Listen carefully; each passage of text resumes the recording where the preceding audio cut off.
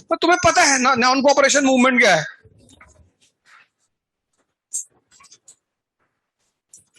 एक पिक्चर है तुम्हारे दिमाग में कि साहब 1920 में गांधी जी बड़े दुखी थे। तो क्यों दुखी थे भाई?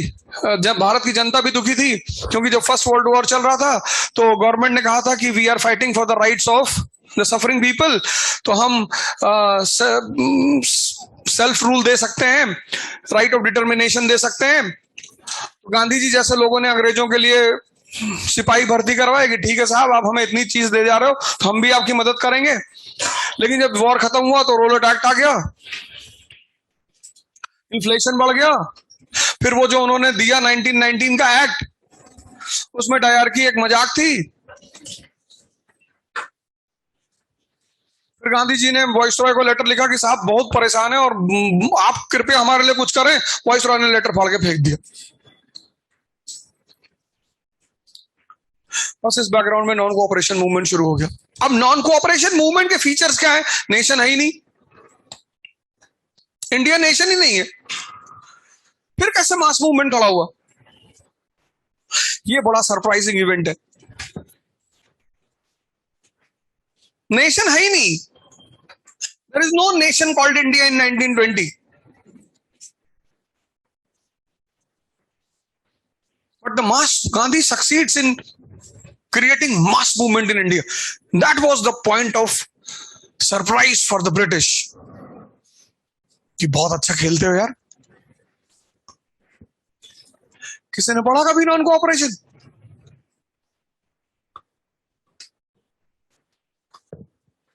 जैसे कोई लड़की है स्ट्रीट पे, उसने रस्सी लगा रखी है, उसके ऊपर उसने वेसल रखे हैं, फिर वो स्टिक पकड़कर बैलेंस करके चल रही है, तो तुम्हें सरप्राइज कर दी है ना, क्योंकि रोप है, वो स्विंग कर रही है ऐसे ऐसे। और उस स्विंगिंग रोप पे उस लड़की ने अपने ऊपर 10 वेसल रखा है और एक स्टिक लेकर स्विंगिंग रोप पे बैलेंस कर रखा है। तभी तो तुम खड़े होकर देखते हो कि गिर जाए भगवान, गिर जाए भैया। और जब वो नहीं गिरती तो तुम ताली बजाते हो, ये शानदार।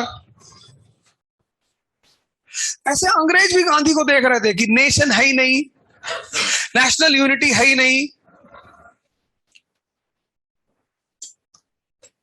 इतने लोग को बाहर कैसे बुला लाए तुम?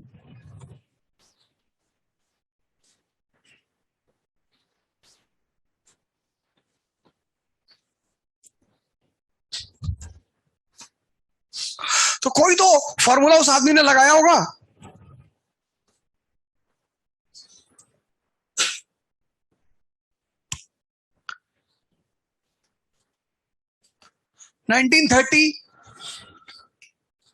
भारत के जितने बड़े बड़े लीडर हैं सब लंदन में बैठे हैं, राउंड टेबल कॉन्फ्रेंस शुरू होने जा रही। मालवीय, जिन्ना, अंबेडकर सब लंदन में।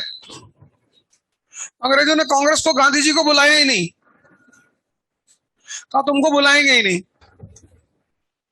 जाओ जो बिगाड़ना है बिगाड़ लो, क्योंकि बाकी लीडर तो यहीं बैठे हैं ना।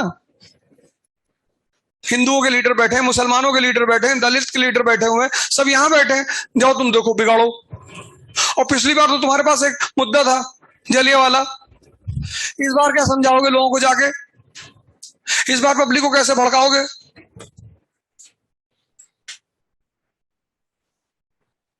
गांधी ने कहा हम खेलेंगे।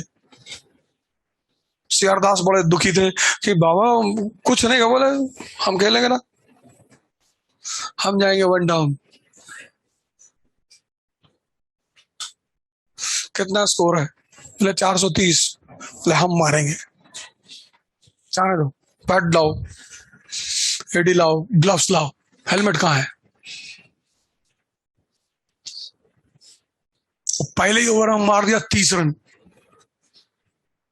अंग्रेजों ने राउंड टेबल कॉन्फ्रेंस रोक दिया कि रहने दो भैया। 10 ओवर 172 रन। वो तो ब्रिटेन का प्राइम मिनिस्टर मैकडोनाल्ड हिल गया एकदम से। मैंने कहा ये क्या हो रहा है? What is happening in India? What this bloody old man is doing? बोले साहब ये मंत्र अंतर जानते साहब, कुछ है साहब, ये है इससे कुछ है। तुरंत तेज बहादुर सप्रू को भारत भेजा कि जाओ निकलो यहां से। जी सरकार। बोले जाओ गांधी से बात करो। कह तो सरकार उनको लंदन बुलाना चाहती है, महारानी से भी मिलाएंगे। अच्छा। तेज बहादुर सप्रू उपरू भाग के आए इंडिया। हे बाबा एक बार बात कर लो इरविन से। गांधी ने कहा हम तो बात नहीं करेंगे इरविन से, टाइम नहीं है, कार्ड खेलना है।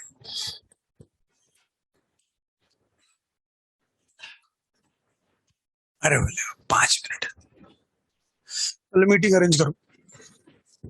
Gandhi Irwin pact.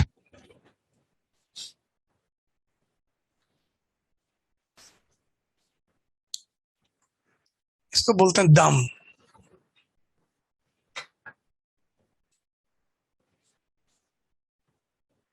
आज के लोगों को देखो, मोदी जी को गाली दे रहे हो। मोदी जी को क्यों दे रहे हो? नीति की आलोचना करो, पता ही नहीं। पॉलिसी की आलोचना करो, पता ही नहीं तुमको। जब तुम्हें कुछ पता ही नहीं तभी तो व्यक्ति को गाली दे रहे हो, और व्यक्ति को गाली दोगे पावर सेंटर में बैठा है, वो तुरंत अपने ऑफिसर को बोल देगा। प्राइम मिनिस्टर स्टेट के डीजीपी को बोल दिया कि देखो जरा ये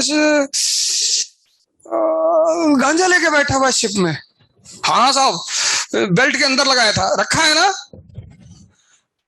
अब तुम किसी के भी बेटे हो, पकड़ लिया कमिश्नर ऑफ मुंबई। चले है साहब, दो दो दो पुड़िया थी साहब। वो बंदा चिल्ला रहा कि साहब बहुत नेताओं ने घूम रहे हो। पॉलिसीज का विरोध किया जाता है, व्यक्ति को गाली नहीं दी जाती। डॉक्टर अंबेडकर गांधी की पॉलिसीज का विरोध करते हैं, गांधी को गाली नहीं देते। डेमोक्रेसी का मतलब सरकार की आलोचना, क्रिटिसिज्म ऑफ द गवर्नमेंट, और क्रिटिसिज्म मतलब बुराई नहीं होती। डेमोक्रेसी का मतलब ये नहीं कि तुम किसी व्यक्ति को गाली दोगे, और जब तुम पर्सनल हो जाओगे तब वो पर्सनल नहीं होगा। तब जब वो पर्सनल हो जाएगा तब तुम कहोगे ईडी लगा दिया भैया।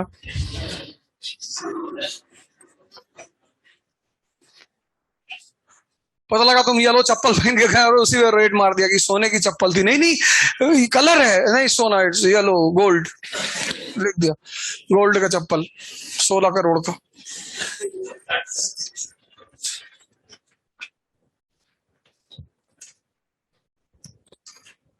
पर्सनल क्यों हो रहा है किसी से?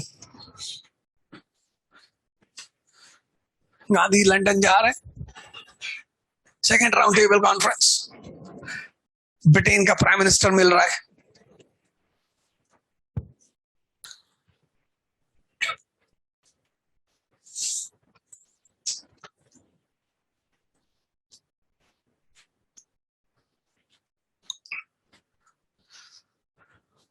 फिर हिंदुस्तान का आदमी कह रहा अरे भैया चरखे से आजादी थोड़ी आई थी।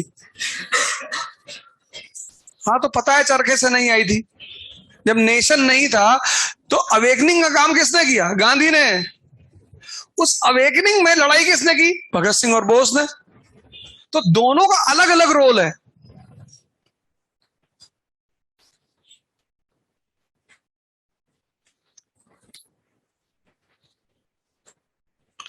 लड़ाई किसने की?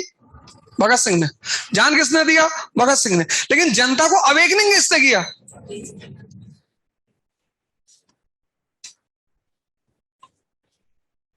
तो गांधी जी को हटा दो, फिर से भगत सिंह को लेकर आओ।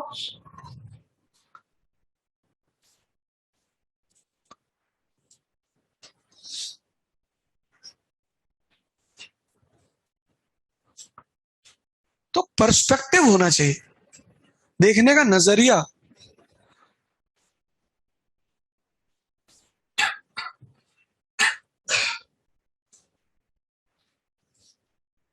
सुभाष चंद्र बोस एक नेचुरल फॉर्मूले पे काम कर रहे थे, enemies enemy is a friend. तो जापान एनिमी था ब्रिटेन और यूएस का, तो उन्होंने कहा ठीक है यार, जापान से दोस्ती करके इनको मार के भगाओ। गांधी जी ने कहा क्या जरूरत है, दूसरे के बल पे लड़ने की क्या जरूरत है, अपने बल पे लड़ेंगे। दूसरे के बल पे किसी का मकान कब्जा करने गए, पता लगा उसने कब्जा तो करवा दिया, फिर तुम्हारे घर पे उस पे दोनों पे कब्जा कर लिया, क्योंकि तुम ताकत तो दूसरे की ताकत से लड़ रहे हो ना।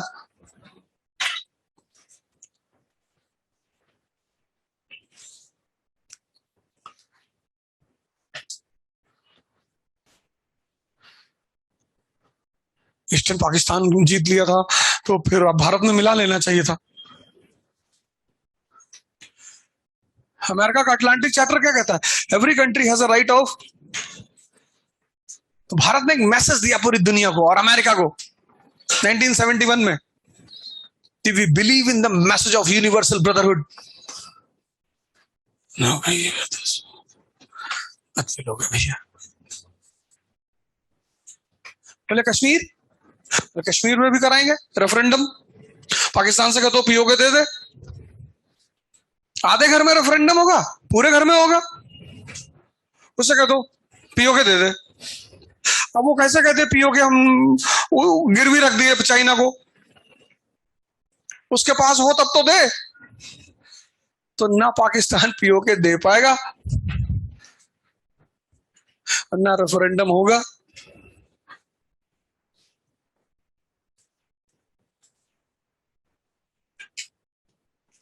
तो अब कोई दूसरी सिचुएशन निकाली जाएगी, क्योंकि रहना सबको साथ में है।